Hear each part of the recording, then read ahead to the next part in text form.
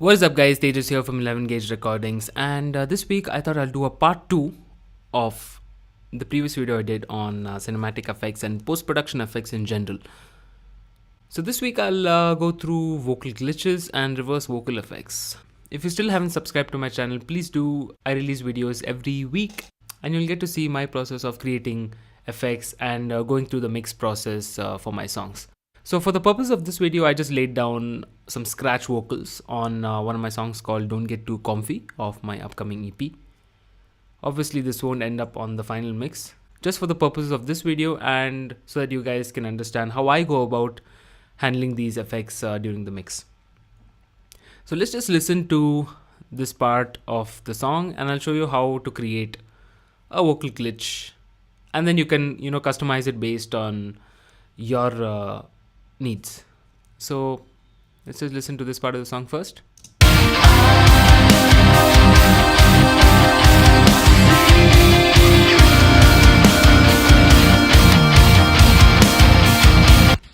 Obviously not the best, but bear with me, guys. So here goes. So now if you want to create, say, a vocal glitch at the end of this vocal line, how would you do it? As you guys know, glitches are based on time.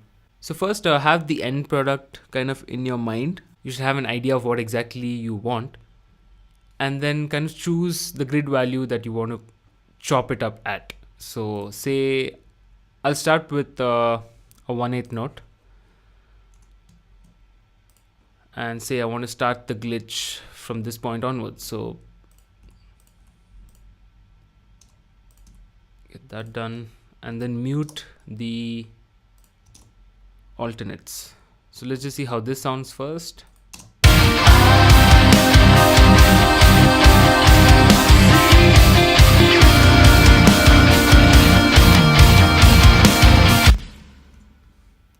Cool. Say I want a faster glitch after this 1/8 note, so I change it to a 16th note and start cutting it up again.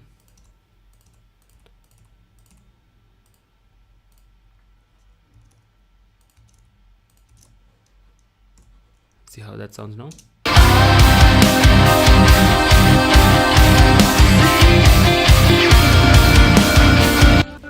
Now that is wrong because it's not on time.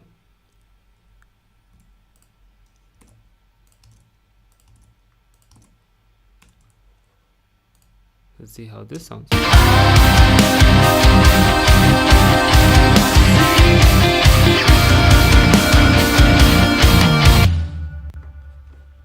So you just have to see that it's on time and it follows the general tempo of the song. So now say I want to make it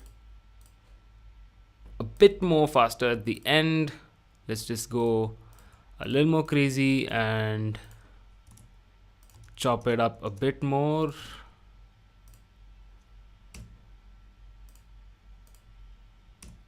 There you go. And for this last part, let's make it 64. Now this is just overkill. You don't need to do this much. You can just create the glitches just to taste. But I'm just showing you this so you can kind of customize it to the song that you'll be working on. So let's just play it from here.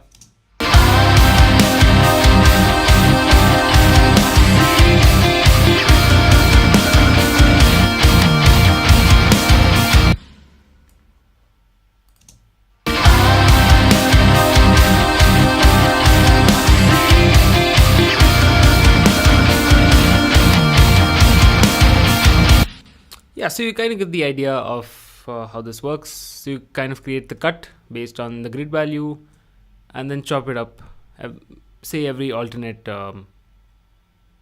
bar. So that's about it for the vocal glitch. So now let's get into the reverse vocal effect, and say I want to add the effect before the start of the next vocal line. So let's just see where exactly I would want to place that. So we'll just start listening from here.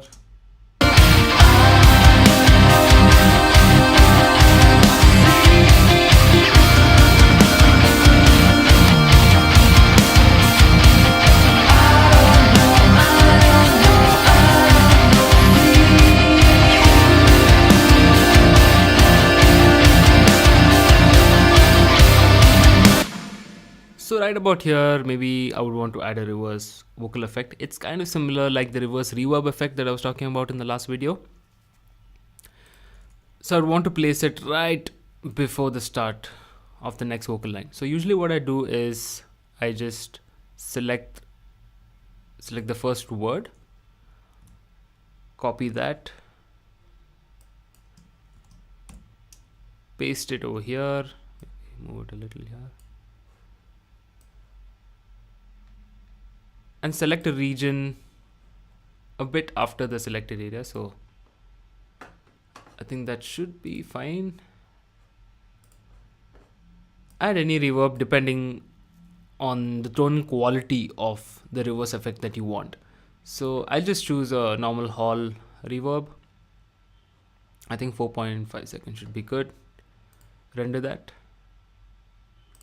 Now let's just see how this sounds by itself.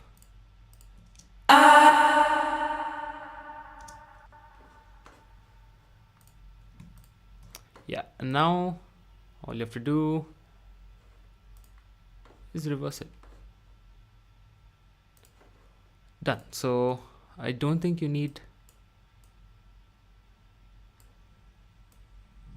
yeah, you don't need this part. So just fade that out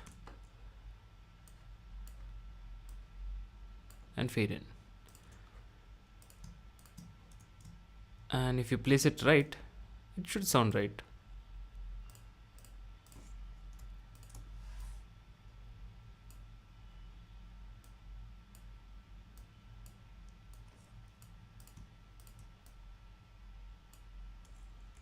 Cool. So let's see how that sounds.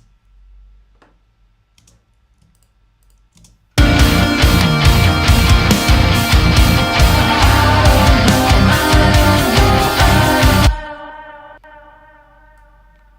think we just have to increase the gain a bit, and I think it should be fine then.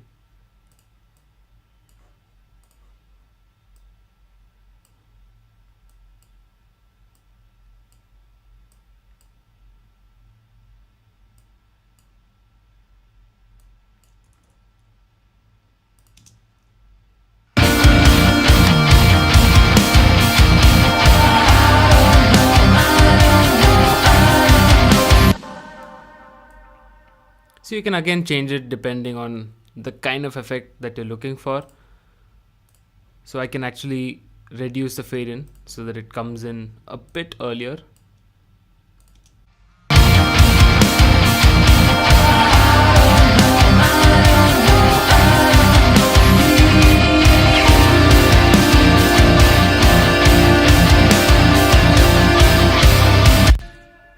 So that's about it.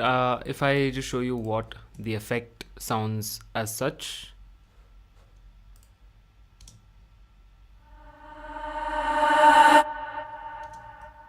So all you have to do is place it right before the first word of the next sentence and you're done. So that's about it for this video. This is a short one. Please like and subscribe if you still haven't, and I'll see you in the next one. Cheers.